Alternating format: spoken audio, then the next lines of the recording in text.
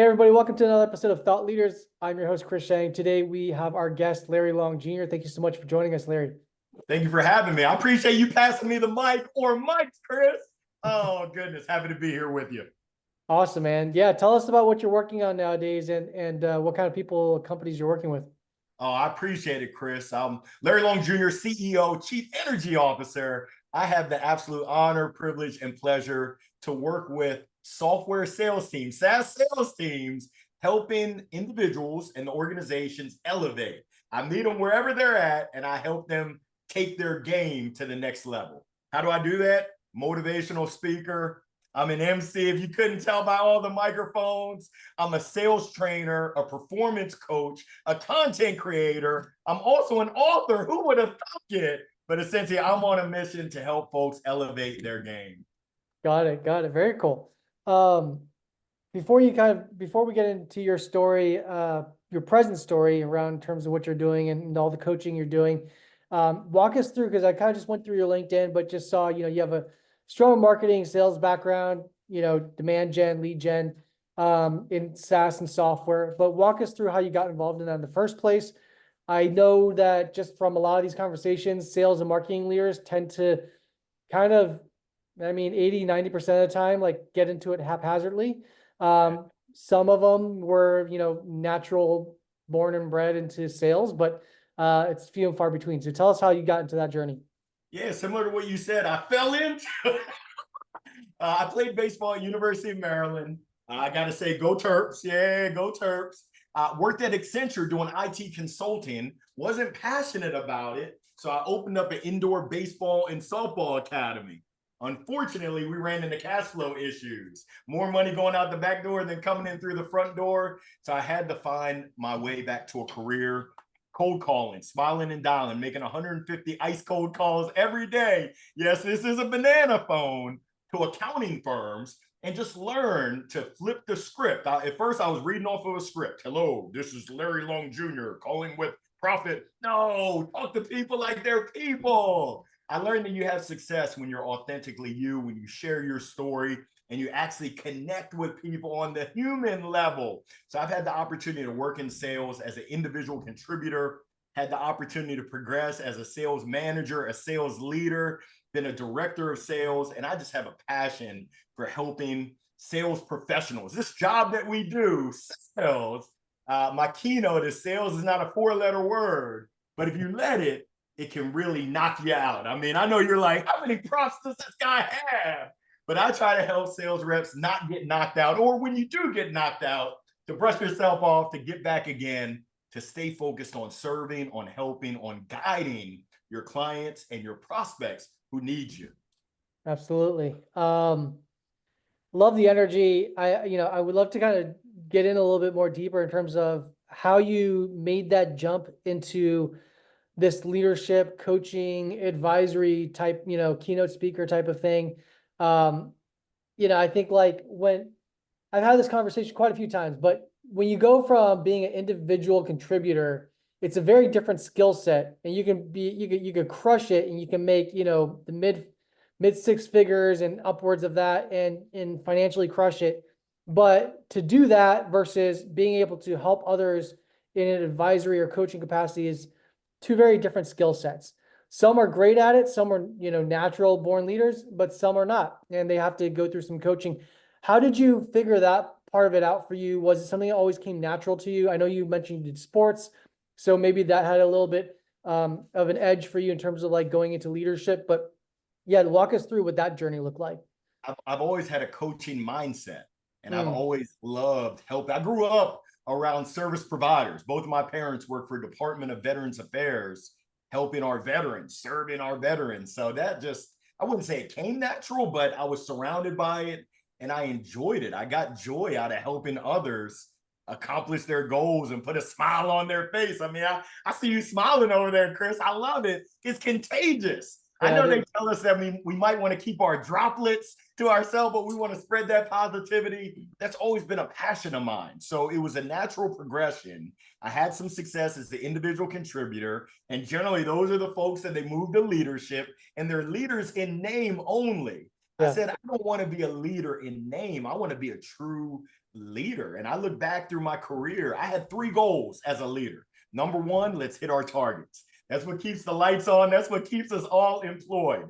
Number 2, let's learn and grow.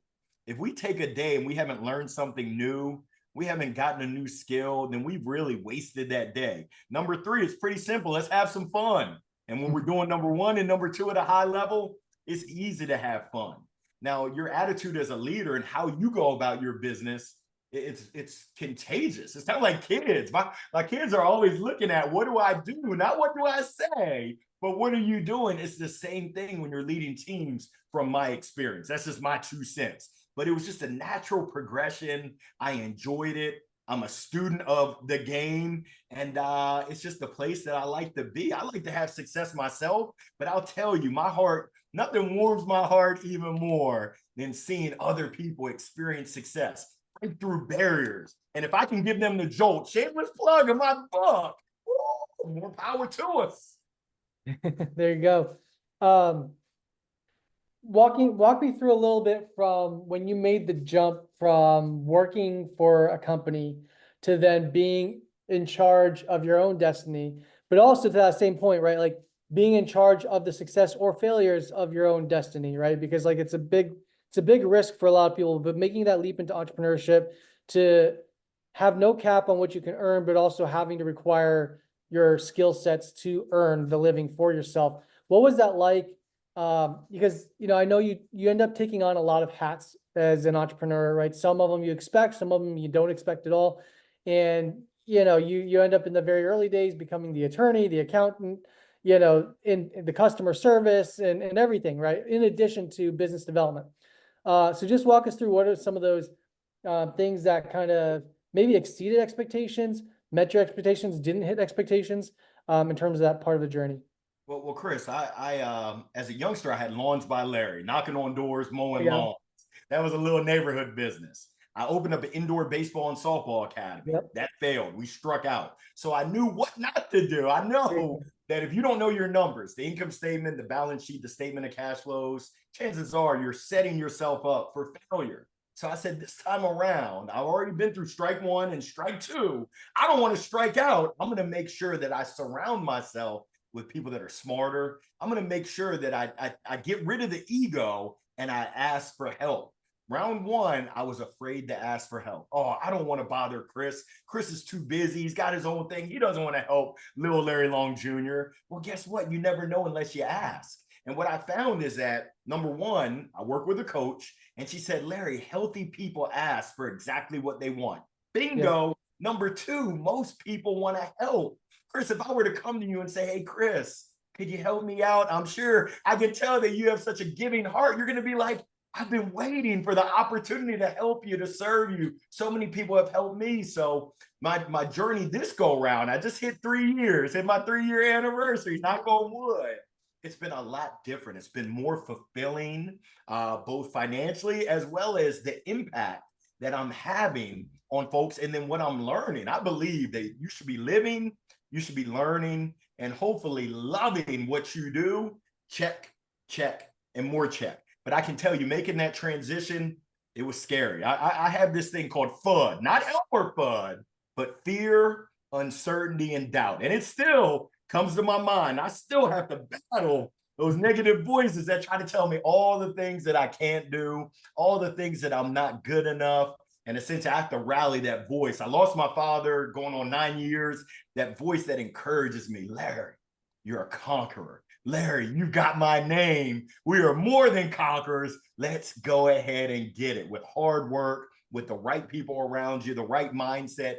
Anything is possible. In the words of Kevin Garnett, when the Celtics won the championship, I am an actual exhibit A of anything being possible. Hey, Chris, I know you won't believe this, but I used to get sent to detention in elementary, middle, and high school. My teachers used to say, hey, Larry, quiet, please. You're too loud and you talk too much. My career right now, I get paid to serve and I get paid to speak. I get paid to help people. Come on now, Chris. Who would have thunk it? When was the last time you met an author that even made up the word thunk? Come on now. There you go. There you go. Very cool. I want to kind of get your thoughts here on, especially in SaaS and software, in a lot of the conversations I've had, we saw this really like long bull market of about a decade long from like 2010, 2011 to just maybe about last year, 2022, 23.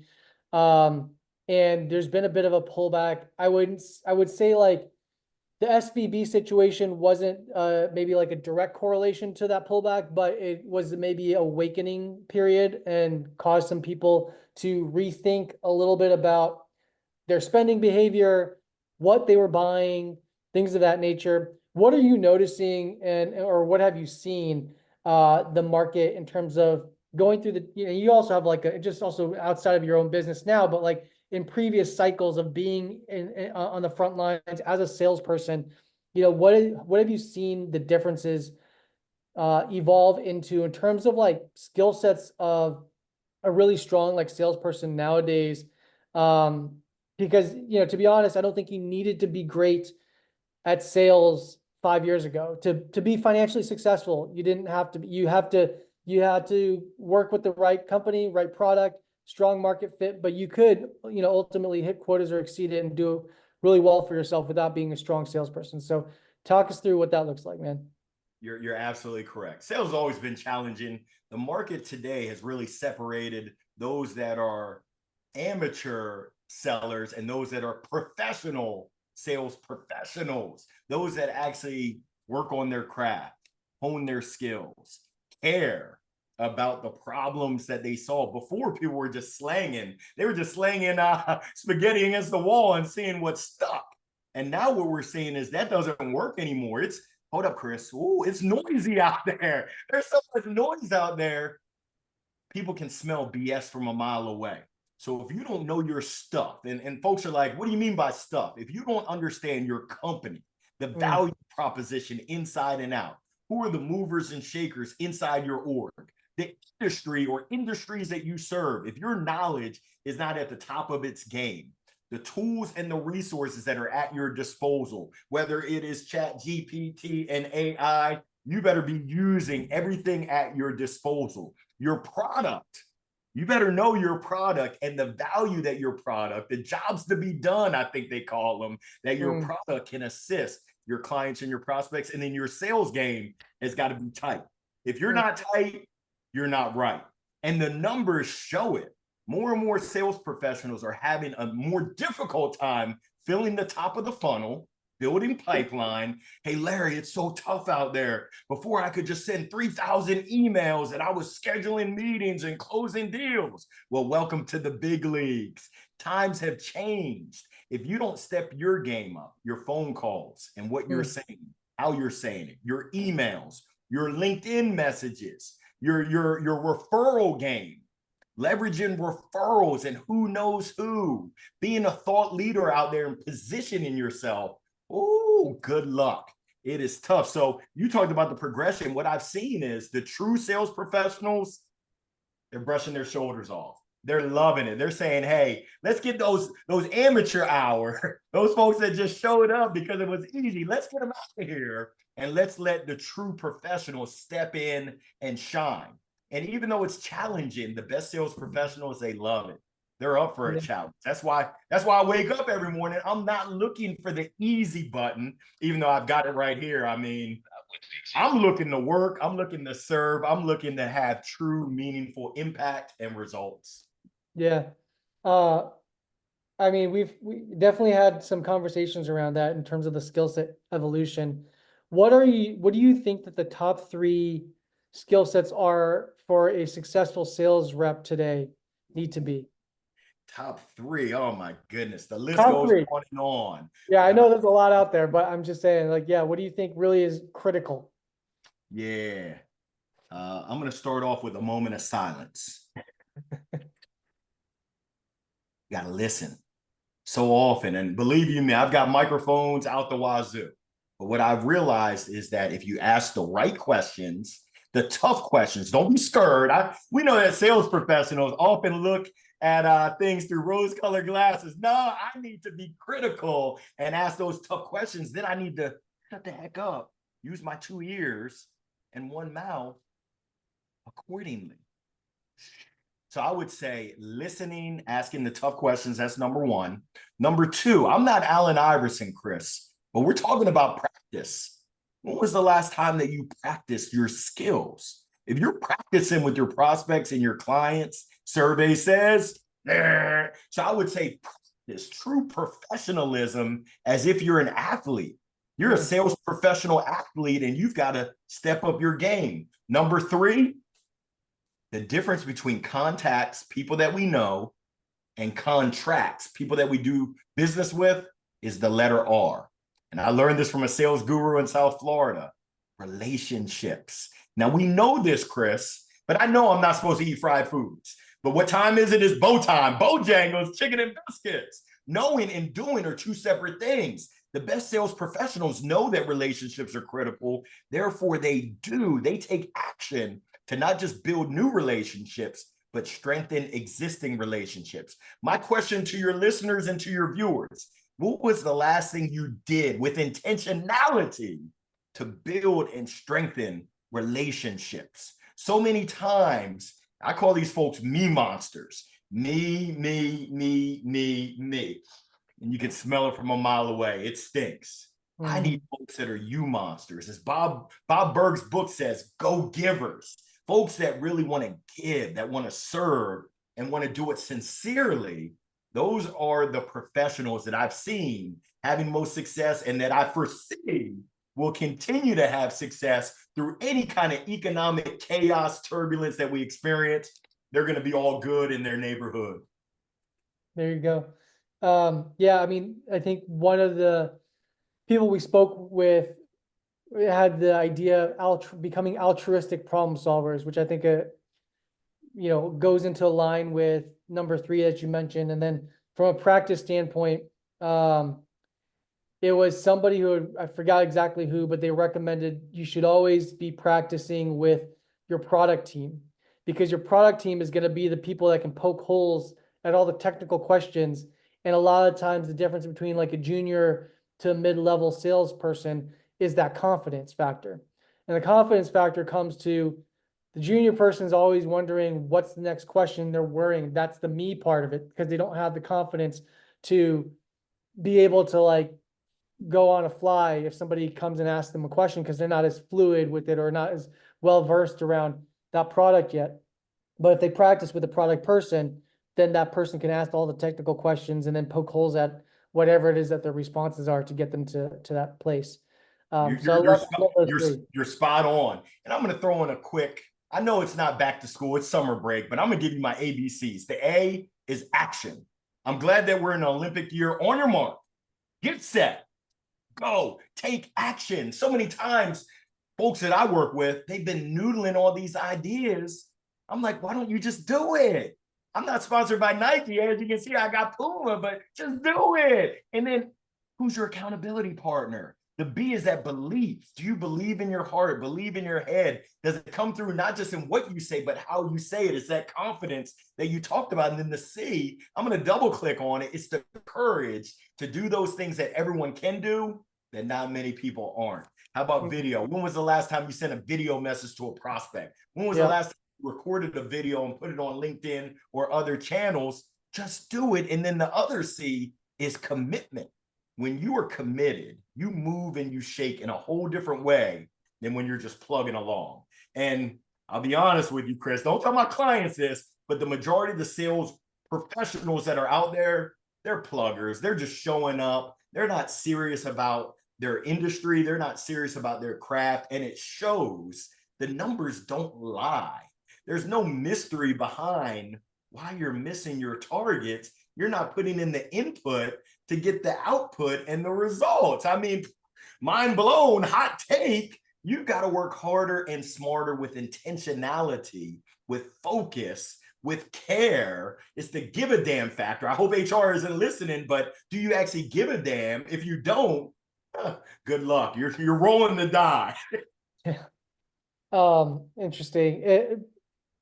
I want to talk about a little bit of like the core skill sets, not the soft skills, but the core skills of a good salesperson. in your opinion? I mean, I think like, to me, growth, sales, marketing, it's a combination of optimizing against three variables, which is like channels, messaging, and audience, right?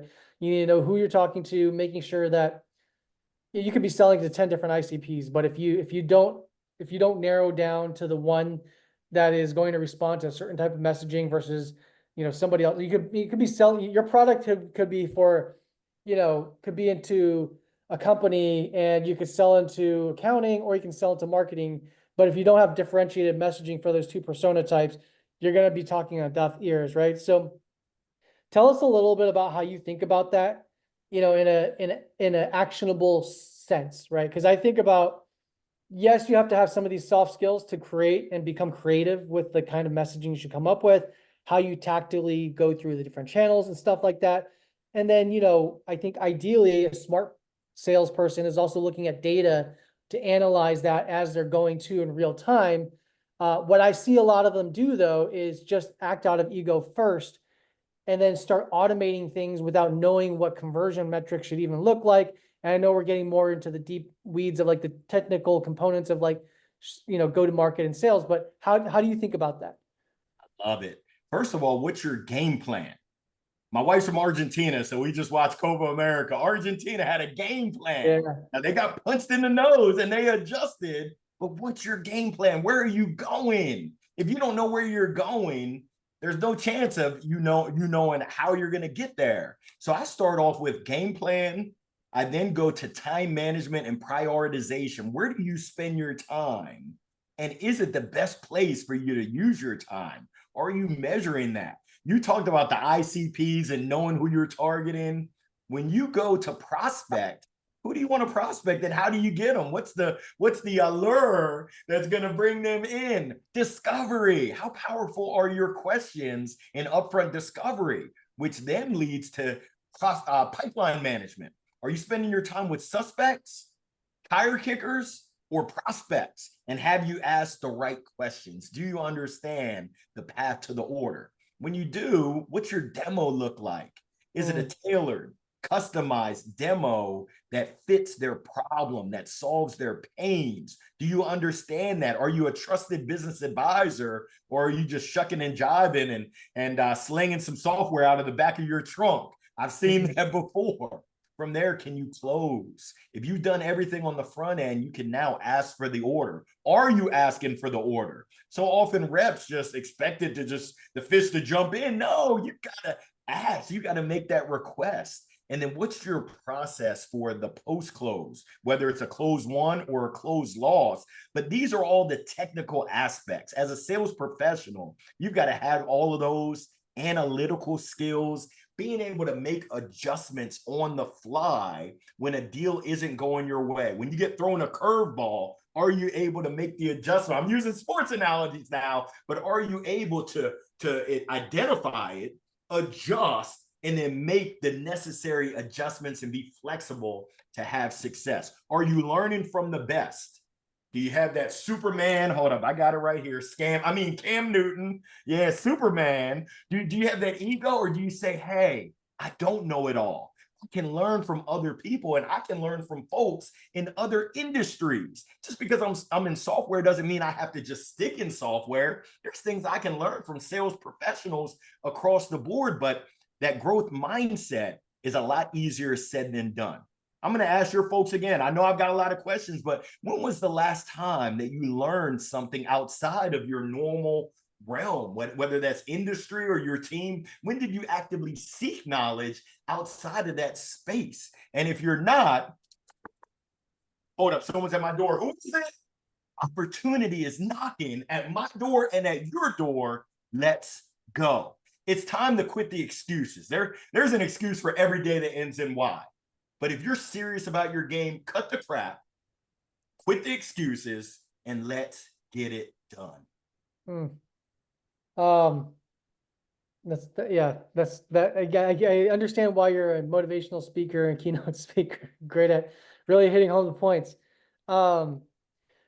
Let's talk about some of the things I think are on a lot of like sales and marketing people's minds. I think like the topic of of AI and technology around that space. I mean, there's a lot of, I think, this past 6 months, leading into this year, just a lot of overpromise, underdeliver on the AI front. I think there's a lot of hype around it. I think there was maybe a few months ago, people were concerned about job security because of AI. I don't think it's going to. I mean, now looking at it, it's not in a place to replace anybody yet. But how are you thinking about it? I obviously think it's something that in a lot of our conversations on this podcast has been around that it's going to be either the people who know how to use it versus the people who don't know how to use it, and that's going to be the key differentiator in terms of job security. But I would love to get your 2 cents on it too. You're absolutely right. I believe it's an accelerator. You can't replace the human element. Yeah. I mean, what my human emotion, good luck. I wish ChatGPT would try to mimic and replace my emotion. If it does, I'm gonna tip my virtual cap to it, but it hasn't been able to be done. I'm gonna give you an example. One of my former baseball teammates at University of Maryland used to be a scout with the Boston Red Sox. He said, Larry, where the old school scouts that went on gut feel are now being replaced by the geeks who are leveraging data and analytics. Yeah. What he said is those old timers, if they were open to at least trying to learn the data and understand the data, in addition to learning Spanish as well. If you look at the game of baseball, if you don't speak Spanish, you are one step behind. But he said if they were open to exploring, open to learning and growing, they would be that much further ahead. But they're so stuck in their ways. For all the sales professionals that are out there, don't be stuck in your ways. Be open to leveraging technology, AI, to help you go faster, further, but not as a replacement. I remember at a startup, I was employee number 40 at a company called Pendo. They're a unicorn, and we were rolling in this automated, essentially sending out automated campaigns. And our reps were like, oh, this is awesome. I can just press a button, sit back and relax and watch the leads come in. Survey says, nah, that's the wrong way to think about it. Now you have something that will supplement your brain, will allow you to move faster, further, and take you to even greater heights versus sitting back and relaxing. So that's my take. Is AI good? Yes. If you use it in a good way, can it benefit you? Yes. But if you expect it to replace your job, you're wrong. At least that's a hot take. I do not believe it's going to replace anyone, but it will replace the bad reps. The bad reps, you got to go. I mean, I'll stand on that mountain till you got to go. The bad sales professionals, you're giving all of us a bad rap because you're not a student of the game, because you don't care, because you're not doing things the right way. And that's a choice. When you wake up in the morning, you have a choice of, are you going to do things the right way with the right attitude, or are you going to choose the easy route? Rory Vaden has a book called Take the Stairs. There's a lot of reps out there that are taking the escalator and not the stairs. And that's on the way to the gym, Chris. How you going to go to the gym, take the escalator, take the easy road? Take the stairs. Come on, Cletus. Last question here as we're up on time, but where do you think that software sales or SaaS sales, tech sales in general, is going to go in the next 6 months to a year? Do you feel like we're going to see still more constraint and pullback? Do you think it's going to still be only the strong survive?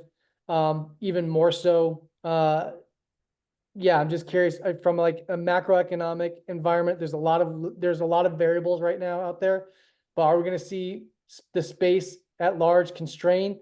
A lot more roll-ups. What do you see? I got to put on my Back to the Future glasses, Chris, as I look into the future. I mean, we're in an election year. Yeah. Now, I'm not going to get political. We've got a tough economy, and organizations are being more mindful on where they invest. What does that mean for sales professionals? That means that only the strong will survive. Now, I'm a big believer that tough people, strong people, that's you, are greater than tough times when tough people work hard, when tough people are intentional, when tough people play chess instead of checkers. Are you playing chess and thinking about in your industry what's going on around the corner? What's going on in 2025? Are you thinking ahead? Are you thinking of the mindset of your prospects and your customers? Are you asking the right questions today so that you know versus just relying on gut feel? So my belief is the crappy reps, so I almost slipped up there. The crappy reps, they're going to continue to fall by the wayside. They're going to continue. We see it all the time. It's so tough out there. Oh, I can't. They're going to keep complaining. Whereas the sales professionals are going to say, you know what? I'm ready to answer the door of the opportunity that's out there for me to serve better, for me to serve stronger, to understand the problems and help more people in my space. That's what I believe. Now, only time will tell, but we will certainly see come 2025 what happened. If I were out there, and I am, I would encourage folks right now, focus on how you can get better, how you can serve better, how you can help your current clients and previous or prospective clients, your prospects. How can you help them get better? What's keeping them up at night? What's around the corner for them? Let's elevate our game from just slanging the pieces of software to really being that trusted business advisor, helping them to elevate. Good words of advice there. And on that note, I want to say thank you so much for taking the time, Larry. It is great. Love the energy. Thank you so much for sharing your insights and your visibility. Chris, I appreciate you, man. And I see that you're an NYU Bobcat. Bobcat's in the house. I'm a terrorist. You're a Bobcat. Thank you again. Of course.